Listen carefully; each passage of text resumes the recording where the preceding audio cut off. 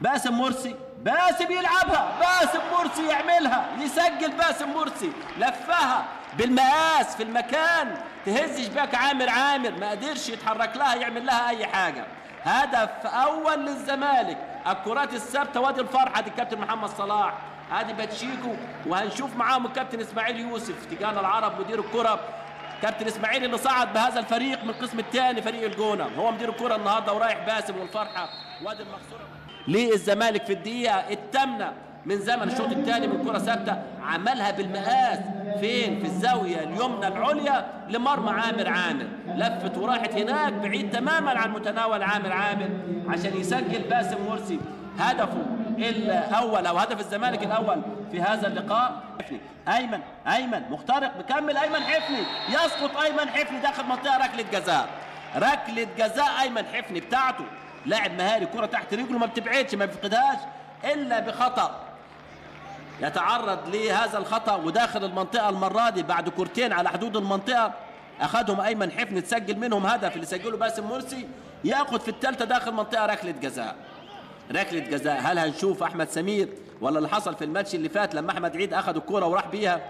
شايف احمد عيد اللي رايح بيها المره دي محدش يتكلم معاه، وكان لعبها احمد سمير واهدرت او ضاعت ركله الجزاء. الكلام ده في مباراه الاسيوطي. ادي الخطا، ادي ايمن حفني والتدخل معاه بقوه داخل المنطقه وركله الجزاء، واحمد عيد عبد الملك في مواجهه مع عامر. احمد عيد،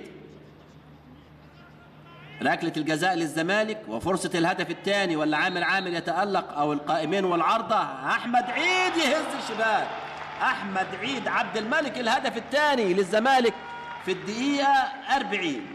احمد عيد عبد الملك في الدقيقه 40 من زمن الشوط الثاني يعزز الهدف بهدف اخر من ركله جزاء، والهدفين من كرتين ثابتتين، باسم مرسي من ركله حره مباشره، احمد عيد من ركله جزاء.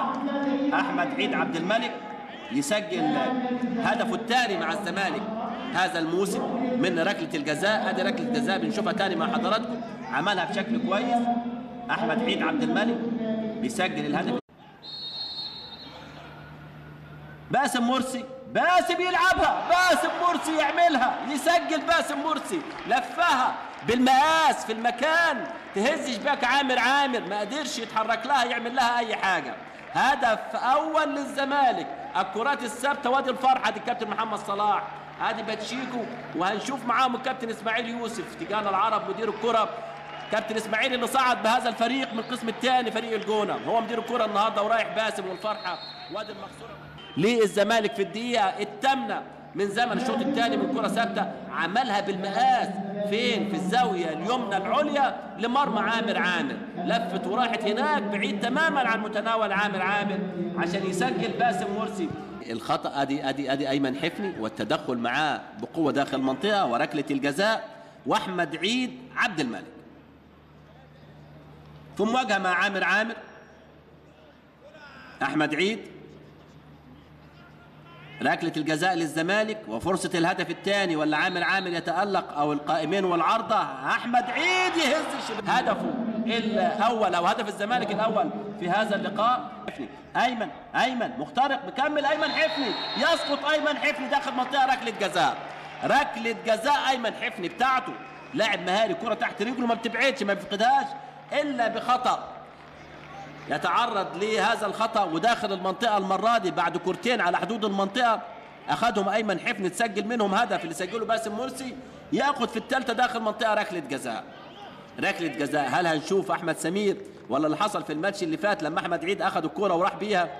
شايف احمد عيد اللي رايح بيها المره دي محدش يتكلم معاه، وكان لعبها احمد سمير واهدرت او ضاعت ركله الجزاء. الكلام ده في مباراه الاسيوطي. ادي